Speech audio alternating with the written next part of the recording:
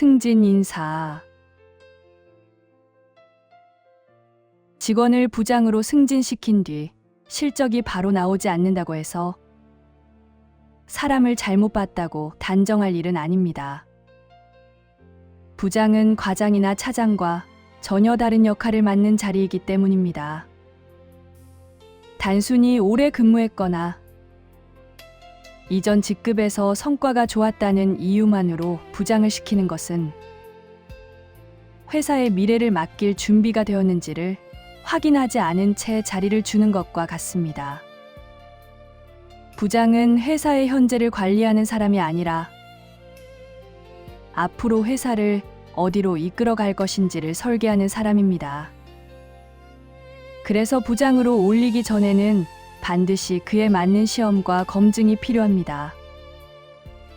이 시험은 지식이나 말솜씨를 보는 것이 아니라 회사의 흐름을 읽는 눈과 미래를 설계하는 능력을 확인하는 과정이어야 합니다. 회사가 앞으로 어떤 방향으로 나아가야 하는지, 외부 환경을 어떻게 끌어와 내부를 성장시킬 것인지에 대한 구체적인 구상을 스스로 내놓을 수 있어야 합니다. 과장은 주로 조직 내부를 관리하며 단기간의 목표를 책임지는 자리라면 부장은 외부와의 교류를 통해 새로운 기회를 만들고 중장기적인 흐름을 만들어야 하는 자리입니다. 부장이 되면 안에서만 일하는 비중은 줄고 밖으로 나가 사람과 환경을 만나며 회사에 필요한 기운과 자원을 끌어오는 역할이 커집니다. 그래서 부장에게 더 좋은 환경과 조건을 제공하는 것은 개인을 위한 보상이 아니라 외부 활동을 제대로 하라는 의미입니다. 부장은 한 해 실적에 매달리는 사람이 아닙니다. 이번 달이나 올해 성과는 실무 책임자들이 챙겨야 할 몫이고, 부장은 몇 년 뒤 회사의 모습에 책임을 져야 합니다. 조직의 기운은 일정 시간이 지나면 반드시 변하기 때문에 그 변화의 시점에 맞춰 꺼내 쓸 수 있는 준비된 설계와 프로그램을 미리 만들어 놓아야 합니다. 이것이 부장이 해야 할 일입니다. 따라서 부장을 시켜놓고 단기 성과만을 재촉한다면 그 사람의 역량을 쓰지도 못하고 오히려 자리의 의미를 망가뜨리게 됩니다. 중요한 것은 지금 성과가 나오느냐가 아니라 그 사람이 부장으로서 회사의 미래를 설계할 준비가 되어 있는지, 그 역할에 맞는 기준과 매뉴얼을 갖추고 있는지입니다. 승진은 보상이 아니라 회사의 내일을 맡기는 일이라는 점을 먼저 바로 세울 때 인사에서의 혼란도 줄어들게 됩니다.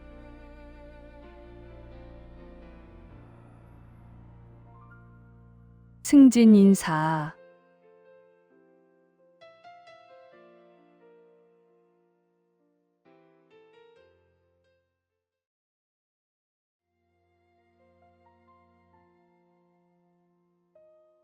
부부 화합. 부부 화합이란 모든 일을 반드시 함께 결정하라는 뜻은 아닙니다. 중요한 것은 지금 서로 의논이 가능한 관계인지, 이미 대화가 막힌 상태인지를 분별하는 일입니다. 신뢰가 있고 말이 통한다면 의논하는 것이 맞지만, 신뢰가 무너진 상태에서의 의논은 오히려 갈등과 실패를 부릅니다. 의논이란 내가 부족하다고 느낄 때 상대의 지혜를 빌리는 행위이므로, 의논했다면 그 의견을 존중하고 받아들여야 합니다. 이미 마음속으로 결정을 내린 일을 확인받듯 물어보거나 반대를 들은 뒤에도 밀어붙이는 것은 결국 일을 망치게 됩니다.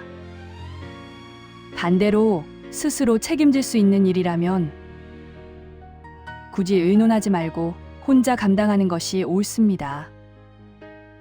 결정한 뒤에 반대 의견을 들으면 말 한마디로 흐름이 흔들려 잘 될 일도 어긋나게 됩니다. 말에는 생각보다 큰 힘이 담겨 있기 때문입니다. 부부 사이에 솔직한 말이 오가지 못하고 숨기게 되는 것은 개인의 문제가 아니라 환경의 문제입니다. 계속 부딪히는 관계는 서로를 묶어두기보다 각자의 삶을 존중하는 선택이 필요할 수도 있습니다. 억지로 붙들린 관계는 두 사람 모두의 인생을 막습니다. 부모가 풀리지 않은 상태로 살아가면 그 기운은 자녀에게 그대로 전달됩니다. 부모가 먼저 편안해지고 즐거워질 때 자녀도 자연스럽게 자신의 길을 찾게 됩니다. 결국 부부 화합이란 억지로 맞추는 것이 아니라 분별하고 존중하는 데서 시작됩니다. 혼자 할 수 있는 일은 스스로 책임지고 의논이 필요한 일은 진심으로 받아들일 때 삶의 흐름은 바르게 이어집니다.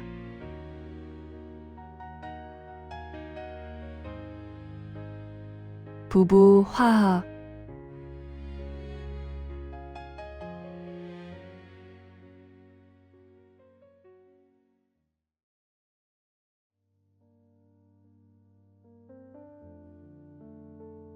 부부 문제 해결법. 가르친다는 것은 말해서 이해시키는 것과는 다릅니다. 가르침은 스승과 제자의 관계에서만 가능하며 부부나 가족 관계에서 상대를 가르치려 들면 관계는 쉽게 틀어집니다. 부모는 자식을 낳았기 때문에 부모이지 자식의 삶을 통제하고 간섭하기 때문에 부모가 되는 것은 아닙니다. 아이에게 필요한 최소한의 기반을 마련하는 것까지가 부모의 역할이며 그 이후의 성장은 다른 책임과 준비의 영역입니다. 정성만으로는 사람을 바르게 키울 수 없습니다. 실력과 원리를 모른 채 책임을 지려 하면 결국 필요한 것을 제대로 주지 못하게 됩니다. 그 결과 아이는 성장 후 사회를 마주할 힘을 기르지 못하고 관계와 인연을 감당하지 못하게 됩니다. 부모가 자신의 시대 기준과 사고를 아이에게 강요하면 아이는 변화한 세상을 살아갈 판단력을 배우지 못합니다. 간섭이 쌓일수록 아이는 스스로 선택하는 힘을 잃고 사회에 나가 큰 혼란과 좌절을 겪게 됩니다. 이 문제는 아이의 잘못이 아니라 분별 없는 개입에서 비롯된 결과입니다. 쌓인 답답함은 결국 깊은 고통으로 이어지며 이는 오랜 시간 누적된 원인에서 생겨납니다. 중요한 것은 누구를 탓하는 것이 아니라 어디서부터 잘못되었는지를 냉철하게 살펴보는 일입니다. 원인을 정확히 이해하고 설명할 수 있을 때 관계는 다시 바로 설 수 있습니다.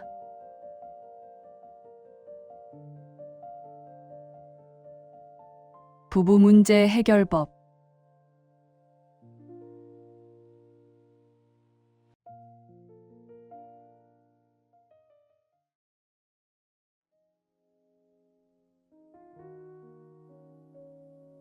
부부 문제 해결법.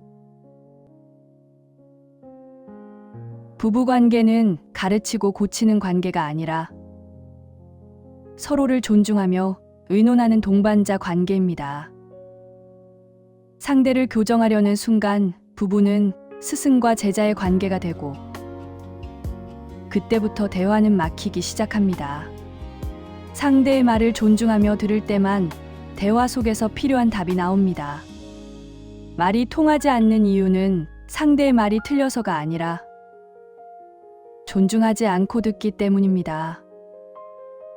모를 때는 겸손하게 인정하는 것이 신뢰를 쌓는 길이며 아는 척은 오히려 갈등을 키웁니다. 대화가 끊기면 관계는 반드시 멀어집니다. 집안에서 말이 사라지면 기운이 식고 밖에서만 에너지를 쓰는 시간이 늘어날수록 부부 사이는 냉각됩니다. 말은 단순한 소리가 아니라 관계를 살리는 에너지입니다. 부부가 평온하게 이어지는 데 필요한 것은 조건이나 재물이 아니라 서로를 인격체로 존중하며 바르게 대화하는 태도입니다.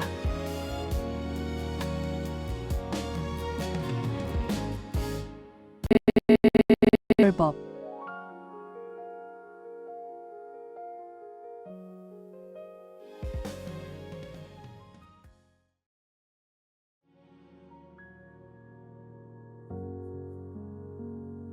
부부 문제 해결법.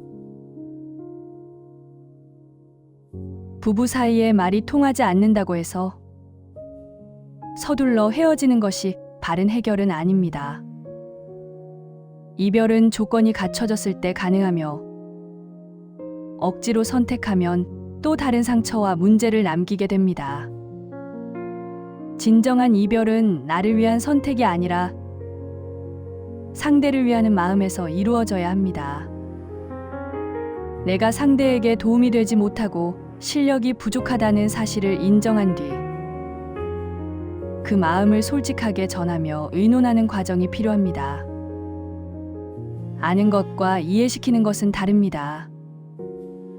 지식은 주어질 수 있지만 상대를 이해시키는 힘은 스스로 공부하며 갖춘 실력입니다. 실력이 부족한 상태에서 상대를 판단하거나 떠나는 것은 같은 문제를 반복하게 만듭니다. 문제가 생겼다면 반드시 원인이 있으며 그 원인을 먼저 자신에게서 찾을 때 삶은 다시 풀리기 시작합니다. 상대를 탓하지 않고 자신의 부족함을 인정하는 순간 나의 일도 상대의 일도 함께 막힘이 풀립니다. 무엇을 잘못했는지도 모른 채 용서를 구하는 것은 의미가 없습니다. 스스로 깨달은 잘못을 분명히 인식하고 바로잡으려 할 때 비로소 용서와 새로운 힘이 주어집니다.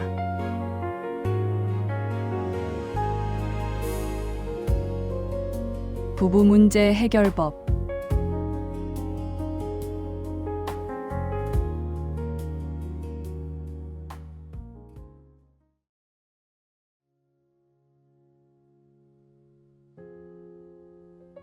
부부 문제 해결법. 부부 문제에서 내가 노력했음에도 다시 미움이 올라온다면 문제의 원인을 아직 정확히 찾지 못했다는 뜻입니다. 스스로 잘못이라 여기는 것과 실제 원인을 바로짚는 것은 다르며 진단이 틀리면 어떤 노력도 효과를 내기 어렵습니다. 원인을 정확히 찾았다면 해결의 방향은 자연스럽게 따라옵니다.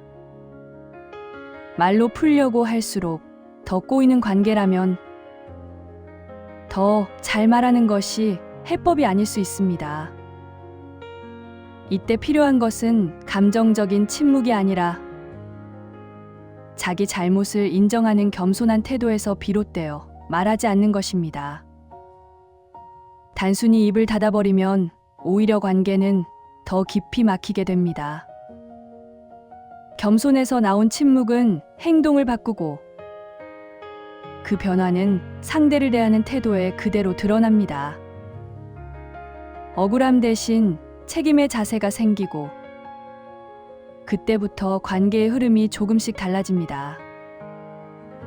이 과정 속에서 진짜 자신의 잘못을 깨닫게 되고 문제를 풀 힘이 생깁니다. 정확한 답을 아직 몰라도 내 안에 잘못이 있다는 자각이 있다면 행동부터 낮추고 바꿔보는 노력은 충분히 의미가 있습니다. 그 작은 변화가 관계를 다시 풀어갈 시작점이 됩니다.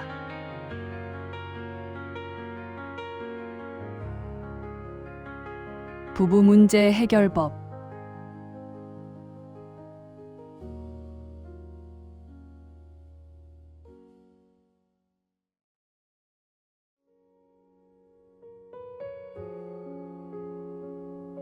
시어머니 모시기.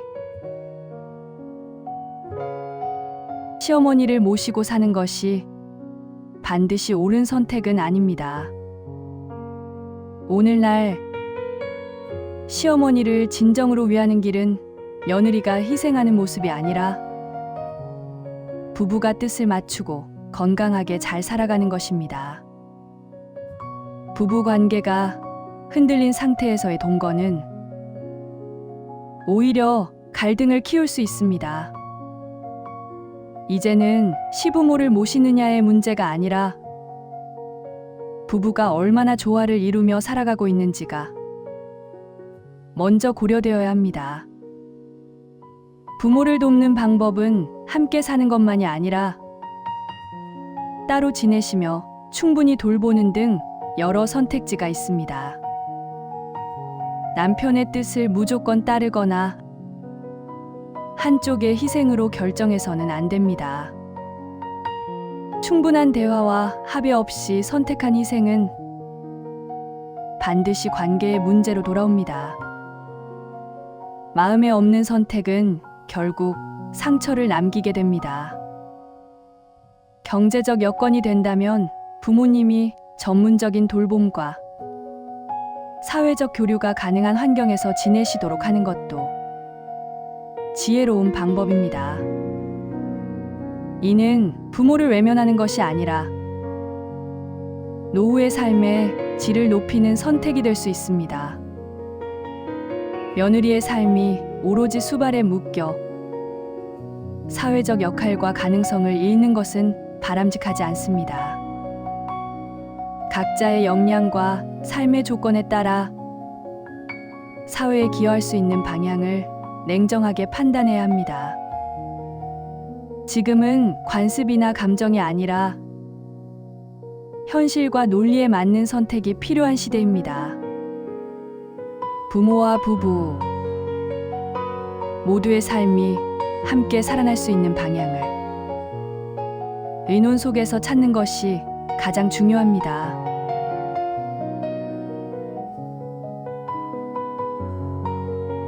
시어머니 모시기.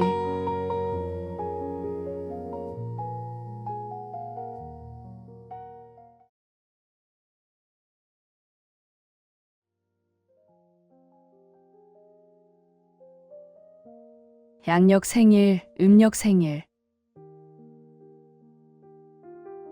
양력으로 생일을 챙기는 것이 문제는 아니지만 우리 민족의 근본 흐름과 완전히 맞는 방식은 아닙니다. 삶의 깊이와 중심을 다루는 기준은 음력에 있으며 특히 생일처럼 자신의 존재를 돌아보는 날은 음력을 기준으로 하는 것이 자연의 이치와 더 잘 맞습니다. 생일을 단순한 축하의 날로 여긴다면 양력으로 지나가도 무방하지만 생일을 삶의 의미를 되새기는 날로 여긴다면 음력이 더 적합합니다. 생일은 내가 이 땅에 온 이유와 나 자신의 중요성을 돌아보는 날이며 평소 놓치기 쉬운 삶의 방향과 존엄성을 점검하는 시간이어야 합니다.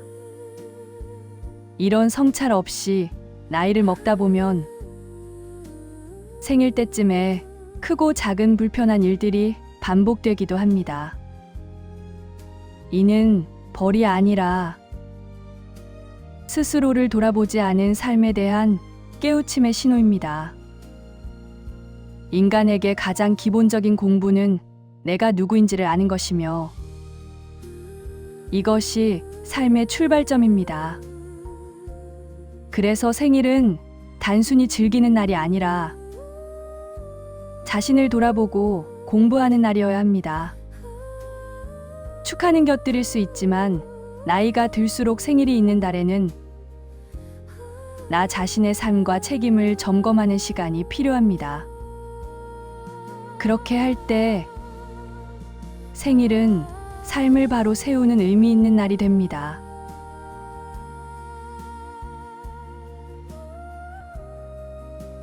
양력 생일, 음력 생일.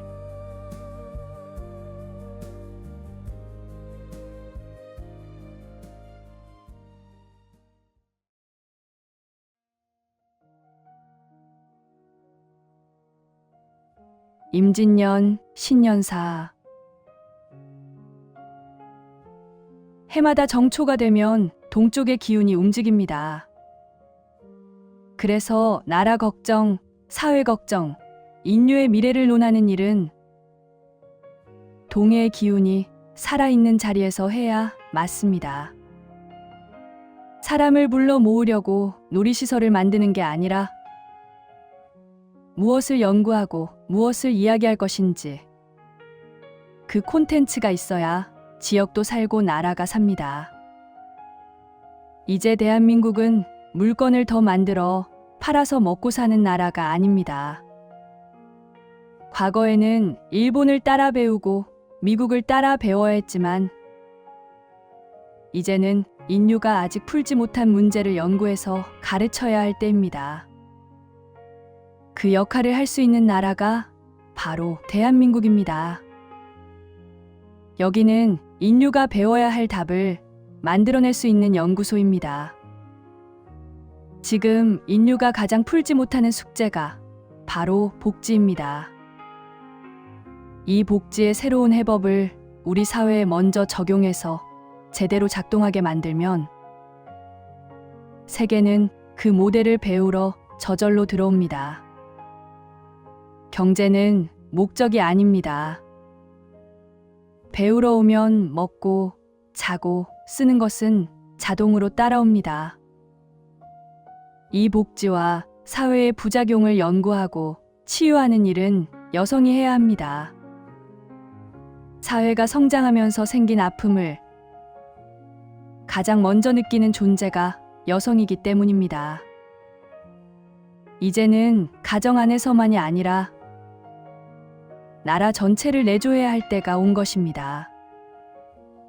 이것이 말하는 여성의 시대입니다. 여성들 안에서도 역할은 다 다릅니다. 연구하는 사람이 있고, 이를 뒷받침하는 사람이 있고, 실천하는 사람이 있습니다. 각자의 자리를 바르게 잡고 함께 움직이면 사회는 빠르게 안정되고 도약합니다.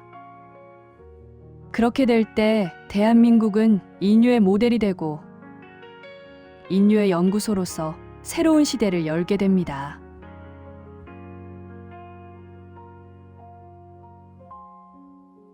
임진년, 신년사.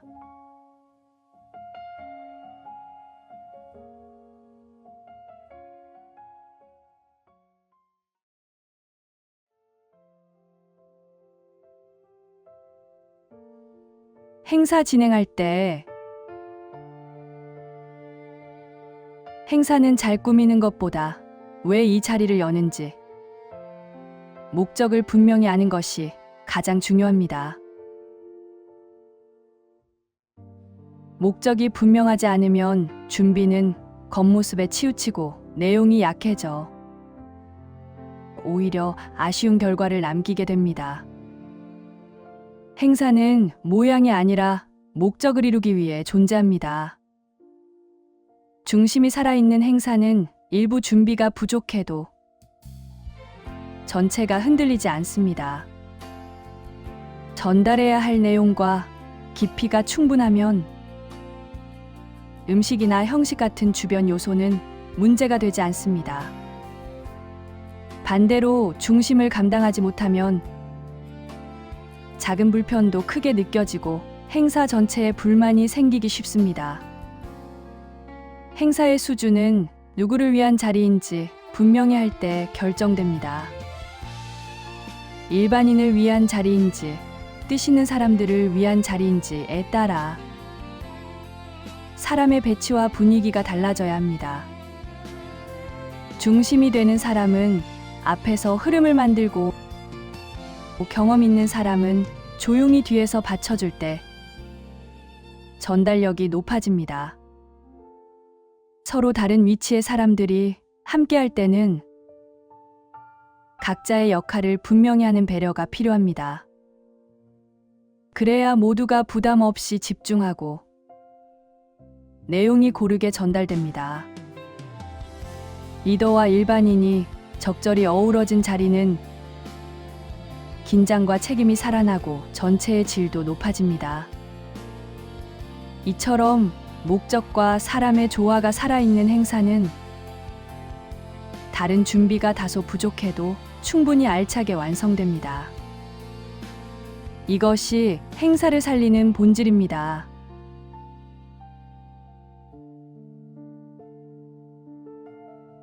행사 진행할 때